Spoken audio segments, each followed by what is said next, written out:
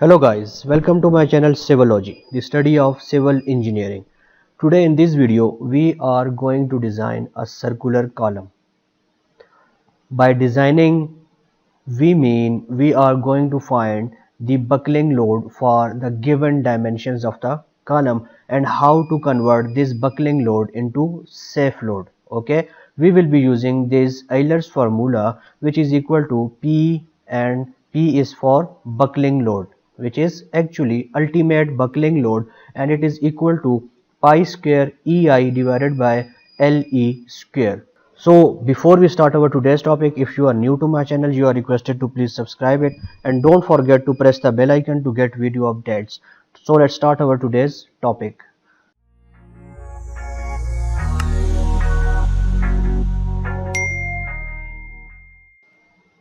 Let's have an example for better understanding of the topic, as it says that find the buckling load that a column can carry, diameter of 10 centimeter and length is 3 meters. As you can see over here, if we have a column whose height, or you can say the length, is 3 meters and diameter of that column is 10 centimeters, okay, and both ends are hinged. As you can see over here, there are end conditions which are also very important to know before the designing of the column. And E, which is modulus of elasticity, which is equal to 2 multiplied by 10 raised to the power 6 kg per centimeter square.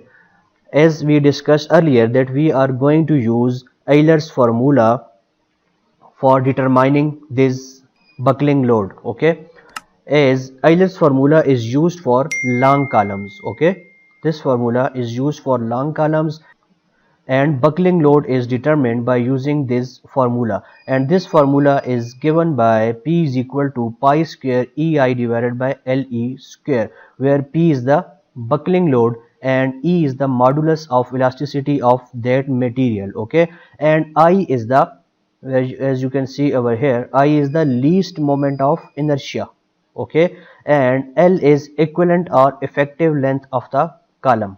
What is effective length, what is short column and long column, I have made a detailed video, the link of which is given in the description, or you can simply click the I button to watch that video for better understanding, okay.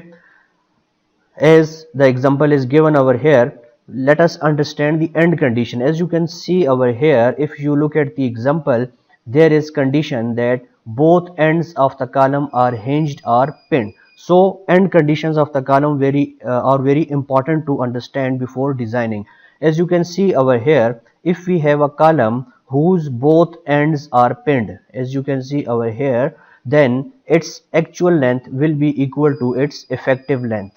Again, if you want to understand what is effective length, click the video link in the description for better understanding, okay.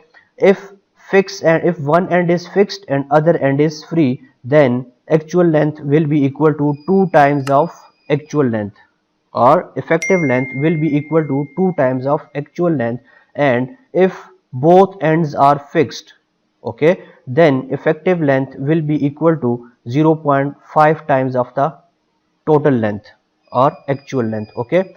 And if one end is pinned and other end is fixed, then effective length will be equal to 0.7 times of its actual length, okay. So in the given condition, the column given to us is both end of this column are hinged, which is diagram number 1, or you can say which is condition number 1, in which both ends are pinned, okay. So in this condition, the effective length will be equal to actual length, okay.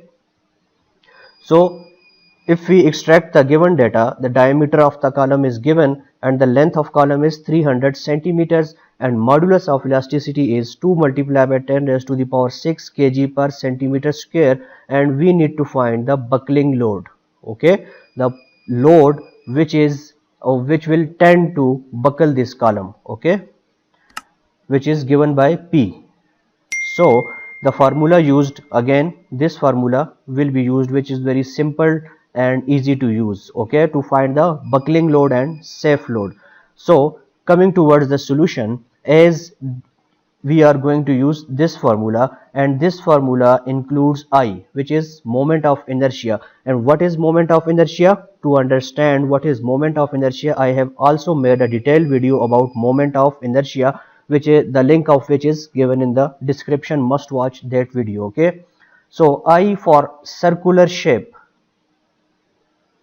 I is equal to pi d4 divided by 64. That is moment of inertia for circular object is equal to pi d4 divided by 64, and by putting values, the diameter of the column D is 10 centimeters, and we get 490.625 centimeter power 4. Okay, this is I, and as I discussed in this example, both ends of the column are pinned. So in this condition, as we discussed earlier, the actual length or effective length will be equal to its actual length, okay, as both ends are pinned. Okay, so which is equal to 300 centimeters, and it is given in the example. Okay, and by using this formula and by putting values, as the value of pi is 3.14 and the value of I, as we have calculated over here, is 490.625, and the value of E is 2 multiplied by 10 raised to the power 6, and effective length, which is actually equal to the actual length, as both ends of the column are pinned. Okay, we get the value 107497 kg. This is the ultimate buckling load, the load which will tend to buckle this column.